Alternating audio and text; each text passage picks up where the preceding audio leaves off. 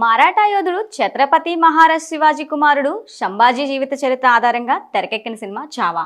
ఈ సినిమా బాలీవుడ్ ఇండస్ట్రీని షేక్ చేస్తూ రికార్డ్ స్థాయిలో బాక్సాఫీస్ వద్దకు దూసుకుపోయింది.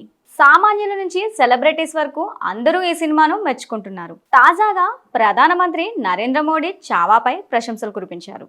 బాలీవుడ్ నటుడు విక్కీ కౌశల్ ప్రధాన పాత్రలో నటించిన లేటెస్ట్ మూవీ చావా. ఫిబ్రవరి 14న విడుదలైన ఈ సినిమా తొలి షోతోనే బ్లాక్ బాస్టర్ టాక్ సొంతం చేసుకుంది.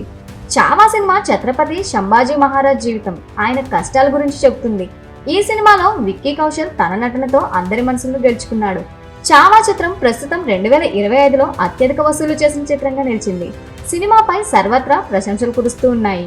విక్కీ నటనతో మరోసారి దేశ ప్రజలు ఛత్రపతి శివాజీని, ఆయన కుమారుడు సంభాజీ మహారాజును గుర్తు చేసుకున్నారు. సామాన్యుల నుంచి సెలబ్రిటీల వరకు అందరూ ఈ సినిమాను మెచ్చుకుంటున్నారు. తాజాగా ప్రధానమంత్రి నరేంద్ర మోడీ చావాపై ప్రశంసలు కురిపించారు.